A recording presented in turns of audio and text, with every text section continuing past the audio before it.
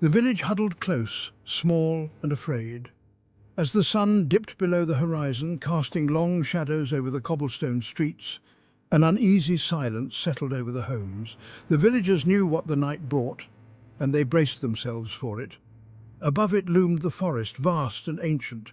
Its trees, gnarled and twisted, seemed to whisper secrets of old. The canopy was so dense that even the bravest rays of sunlight struggled to penetrate it during the day. Whispers followed anyone who dared speak its name. Blackwind Wood. The name itself carried a weight, a history of fear and mystery. Stories passed down through generations spoke of its dark heart and the dangers that lay within. They said things lurked within, things unseen, things unheard, creatures that defied description, shadows that moved with a life of their own. The forest was a living entity, watching, waiting, things that stalked the night. Under the pale light of the moon, the forest transformed into a realm of nightmares. Every rustle of leaves, every snap of a twig sent shivers down the spines of those who listened. The villagers whispered of a shadow, a shape that moved through the trees. It was said to glide silently. Its presence felt more than seen. A harbinger of doom, a spectre of the night. It was taller than any man, they said, with eyes that glowed red in the darkness. Those who claimed to have seen it spoke of an overwhelming sense of dread, a feeling that their very soul was being watched. Some said it was the spirit of the forest, angered by their presence, a guardian of the ancient woods, seeking to protect its domain from the encroachment of mankind. Others, a demon drawn to their fear, a malevolent force that fed on their terror, growing stronger with each frightened heartbeat. Fear was a potent thing. It spread like wildfire, consuming the hearts and minds of the villagers. Every creak of a floorboard, every gust of wind was a reminder of the lurking danger. It clung to the villagers like wood smoke, choking their laughter, stealing their sleep. Around the fires they shared stories, each more terrifying than the last, hoping to find some solace in their shared dread. Parents pulled children close at dusk. They whispered reassurances, though their eyes betrayed their own fears. The safety of their homes felt fragile, a thin barrier against the unknown. Doors were bolted, prayers whispered. Every night was a ritual of protection, a desperate attempt to keep the darkness at bay.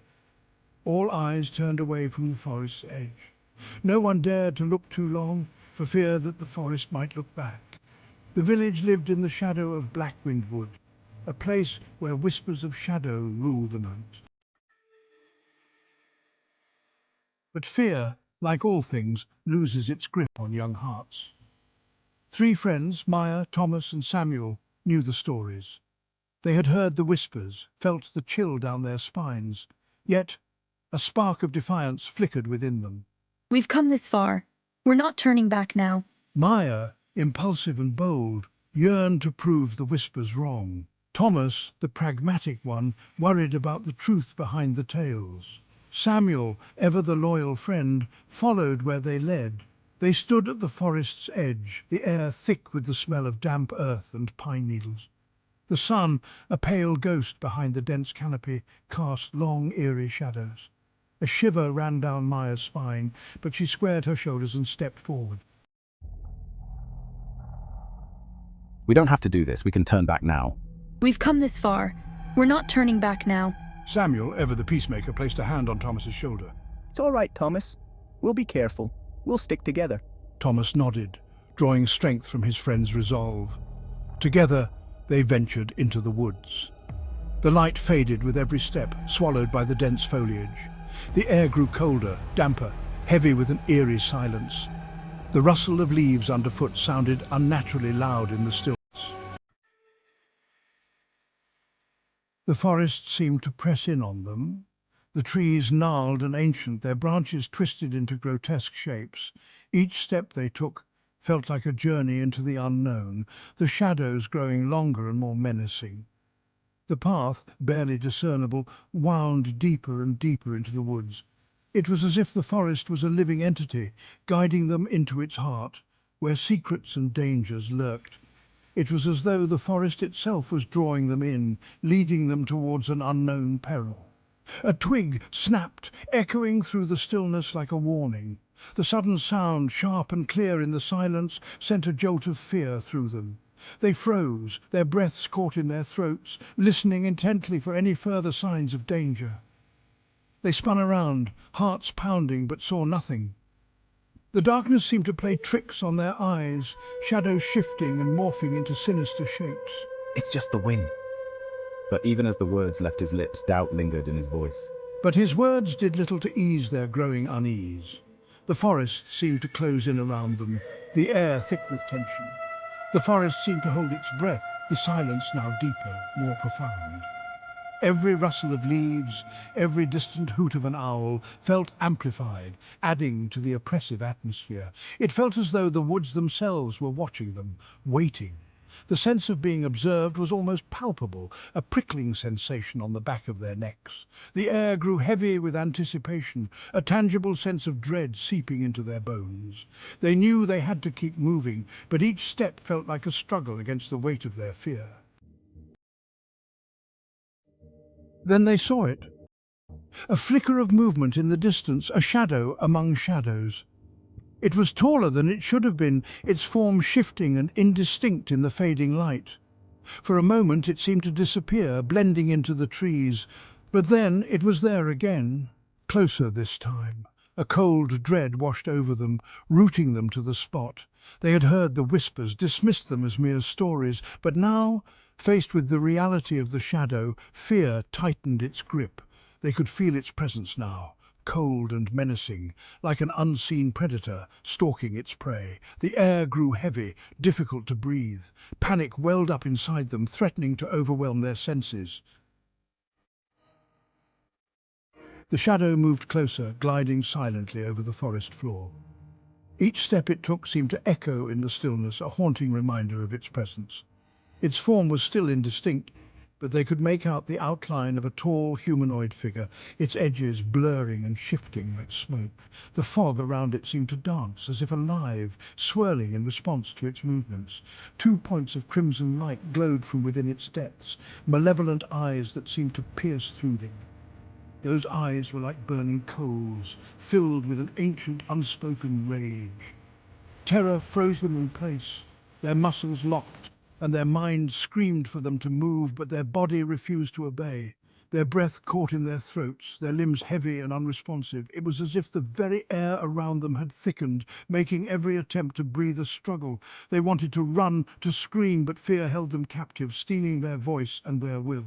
The primal urge to flee was overwhelmed by an even stronger force, the paralyzing grip of dread. The shadow paused, its gaze fixed on. It was as if it was savoring the moment, relishing in their helplessness. An unnatural silence descended, broken only by the frantic beating of their own hearts. The forest, usually alive with nocturnal sounds, was now eerily quiet, amplifying their fear. It felt as though time itself had stopped, the world holding its breath, waiting for the shadow to make its move. Every second stretched into an eternity, the tension almost unbearable. The shadow extended a hand, its fingers long and claw-like, reaching out as if to grasp their very soul. The air grew colder and a sense of impending doom washed over them. They closed their eyes, trembling, hoping that when they opened them, the nightmare would be over. But deep down they knew the shadow was still there, waiting. And then, just as suddenly as it had appeared, the shadow began to retreat, melting back into the darkness. The forest seemed to exhale, the tension easing, but the memory of those crimson eyes would haunt them forever. Then Maya, in a moment of desperate inspiration, remembered the whispers. They said the shadow feared light, that it could not abide its touch. She fumbled in her pocket for her flashlight, her fingers trembling. Light, it fears light. Thomas and Samuel, jolted out of their fear-induced paralysis, scrambled for their own flashlights. Their movements were frantic, clumsy, but they managed to find them. 3 beams of light, feeble but defiant, cut through the darkness, momentarily blinding them. They blinked, their eyes adjusting to the sudden brightness. The shadow recoiled, its form flickering as if in pain. Don't let up. They focused their beams on the shadow, keeping it bathed in light. It writhed and twisted, its form becoming more and more indistinct, like smoke dissipating in the wind. A low growl, guttural and chilling, echoed through the forest. It was a sound of pure rage and frustration, a sound that sent shivers down their spines. But the shadow continued to recede, driven back by the relentless assault of light. They pressed their advantage, their fear giving way to a surge of hope. They moved forward cautiously, their flashlights never leaving the shadow, their beams like swords piercing the darkness. Finally, with a final ear-splitting shriek, the shadow vanished. The light flickered once, twice, then died, plunging them back into darkness. They stood there for a moment, chests heaving, bathed in the eerie silence that followed. The forest seemed to exhale, the air lighter, the oppressive presence gone. The only sound was the frantic beating of their own hearts, a testament to their terror and their relief. They had faced the shadow and lived to tell the tale. But as they stumbled back towards the village, the first pale light of dawn filtering through the trees, a chilling thought settled in their minds. They had driven it back, yes, but they hadn't destroyed it. The forest held its secrets close, its darkness hiding more than they could imagine. They had escaped the shadow, for now, but they knew deep down that it was still out there, lurking in the shadows, waiting for its moment to return. The whispers had warned them, and they had learned the hard way that some whispers are best heeded. They walked on, their steps faster now, their eyes darting to every flicker of movement, every rustle of leaves. They carried with them the chilling memory of the shadow, a constant reminder of the darkness that lurked just beyond the light. The forest, once a place of adventure, was now a place of fear, forever marked by the shadow that haunted its depths.